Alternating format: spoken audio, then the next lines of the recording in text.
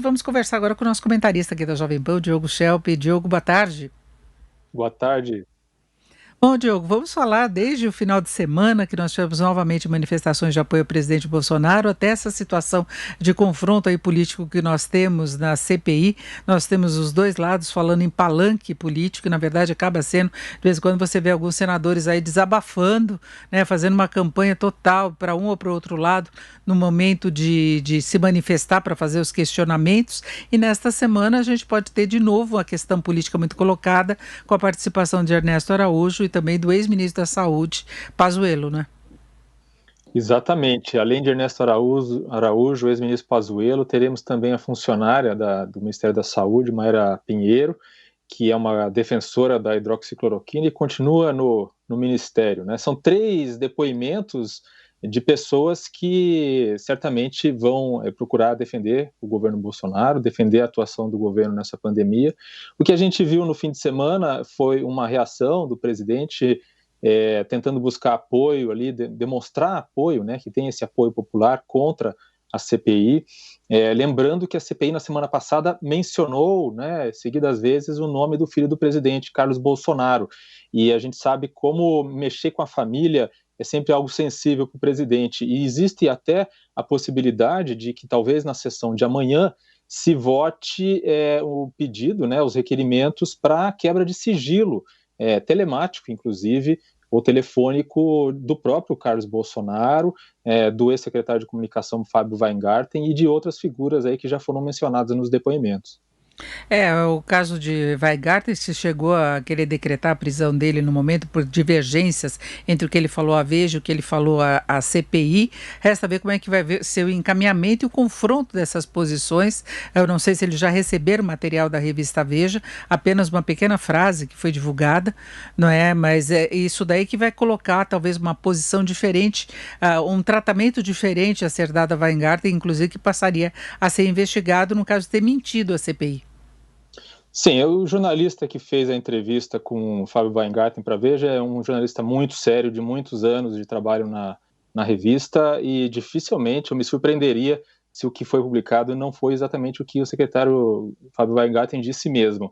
Ele falou outras inverdades no depoimento. Por exemplo, ele foi pego em contradição quando foi questionado sobre as campanhas de comunicação do governo a respeito da pandemia, né?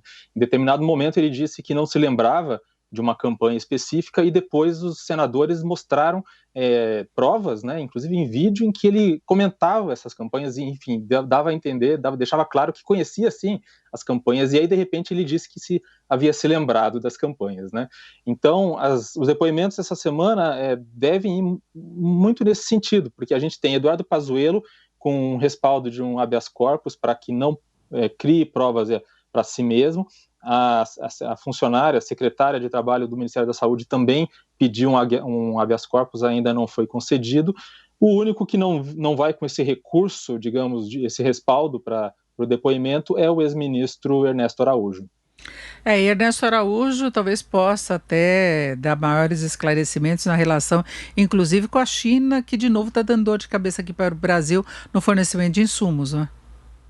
Exato, esse é um dos pontos a ser criticado e um dos pontos a ser questionado no caso de Ernesto Araújo, pelos embates frequentes, né, as menções sempre negativas que ele fazia em relação à China e que de forma alguma ajudaram o Brasil a obter insumos, né, não apenas a vacina, mas mesmo no início da pandemia, o Brasil corria atrás, assim como o resto do mundo, atrás de insumos médicos, porque a China é um dos maiores produtores do mundo de insumos médicos.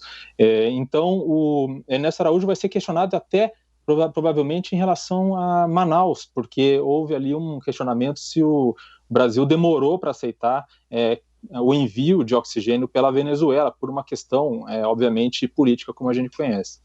E aí pode começar a conversa também em relação aos estados e municípios, que os apoiadores do presidente Bolsonaro vão insistir em que haja essa confrontação também de aplicação de recursos. A gente sabe que houve muita irregularidade, tanto alvo de investigação já até por parte da Polícia Federal, né? Então haverá uma ampliação aí do leque de questionamentos, de trabalhos mesmo da CPI, não é? Sim, o presidente da CPI, Omar Aziz, ele vem dizendo nas últimas semanas aos senadores governistas que insistem na questão de chamar pessoas de estados e municípios, né, autoridades para serem, enfim, para participarem dos depoimentos. Ele tem dito que fará isso no momento em que chegarem os documentos que foram pedidos a respeito dos repasses e que será chamado sempre que houver alguma suspeita, né?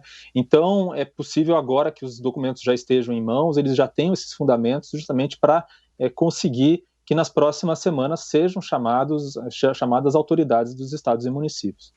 É, exatamente. Agora, você acredita que essa CPI possa produzir algum resultado? Eu não falo nem na questão de impeachment, que eu acho que estamos muito distante disso, mas de alguma obrigatoriedade, talvez, de procedimentos diferentes por parte do governo federal, de estados e municípios, para que se acabe com esse tratamento político que vem sendo dado à pandemia, que foi um problema desde o começo, não é, Diogo?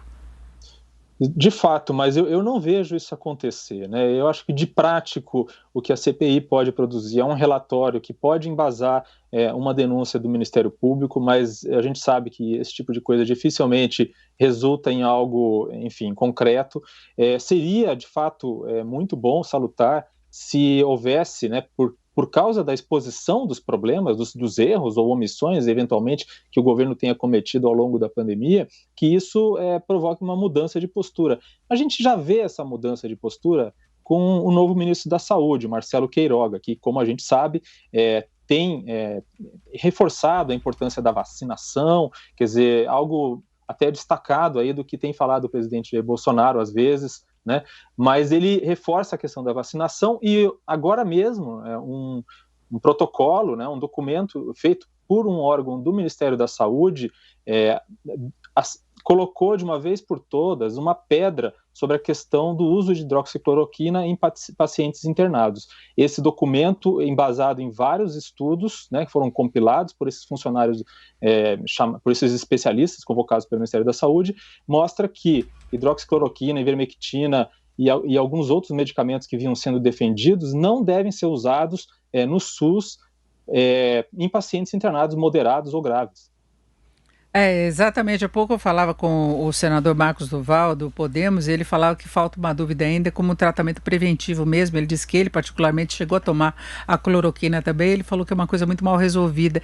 E o ministro da Saúde, Queiroga, ele disse que solicitaria a avaliação correta, né, dessa utilização da hidroxicloroquina, da cloroquina. Ainda é preciso fazer uma diferenciação entre as duas, embora o princípio seja o mesmo, não é? Mas de a validade ou não de utilização do medicamento, né?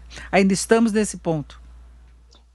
Na realidade, Denise, a comunidade médica e científica já considera que a hidroxicloroquina também não tem eficácia, mesmo como tratamento precoce, antes, né, das pessoas precisarem ser internadas. O que acontece é que esse estudo, pelo fato de que o ministro da Saúde só pediu que se avaliasse o uso em pacientes internados, então esse estudo simplesmente não olhou para essa questão, né? Não olhou para o tratamento antecipado. Mas, por exemplo, se você falar com as pessoas que hoje estão fazendo, médicos, infectologistas, que fazem parte da coalizão 5, que foi mencionada pelo presidente da Anvisa, Antônio Barra Torres, essa coalizão 5 é um estudo clínico randomizado que está sendo feito no Brasil, de altíssima qualidade, padrão ouro, né, justamente em pacientes no início da doença, né, com hidroxicloroquina. Esses líderes dessa coalizão 5 já dizem, olha, a gente ainda vai terminar o estudo, mas a gente já sabe que não tem eficácia. Bom, Diogo, nós vamos ter a continuidade da CPI e, paralelamente, se tenta levar adiante uma agenda e a gente vê dificuldades também, questão da reforma administrativa, não é? Houve aí o adiamento por 2 sessões, não é? Para que se possa avaliar melhor alguns pontos, a reforma tributária fatiada. A gente vê que tem muita conversa e promessa de avançar com essa agenda, mas na prática ela continua emperrando, não é? Pois é, tem toda essa história, né, essa discussão se o governo Bolsonaro comprou apoio no Congresso com aquelas chamadas emendas paralelas, né, aquele orçamento paralelo, e aparentemente isso não tem, se de fato ocorreu, não tem levado a um avanço mais rápido, uma aceleração né, da discussão dessas reformas, né? Já se fala, inclusive, que a reforma administrativa sequer ficará para esse ano, o que significa que se fica para o ano que vem, que é o ano eleitoral, não será realizada. Ainda fica aí a discussão em torno da reforma tributária, né, se vai ser fatiada ou não, deixando mais para frente os pontos mais polêmicos.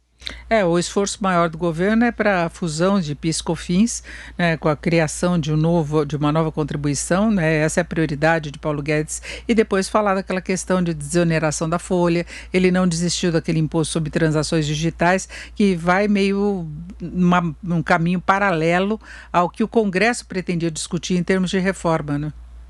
E na verdade, nesse ponto, até teve uma sinalização positiva do presidente da Câmara, Arthur Lira, né, que falou que não descarta discutir a chamada nova CPMF, né, que não, Paulo Guedes não gosta que chame assim, mas de fato é um imposto sobre transação financeira, que é algo já foi, né, já existiu e é algo bastante impopular. Perfeito, nós ouvimos aí o Diogo Schelp, comentarista aqui da Jovem Pan. Diogo, muito obrigada, uma boa tarde. Obrigado, até mais.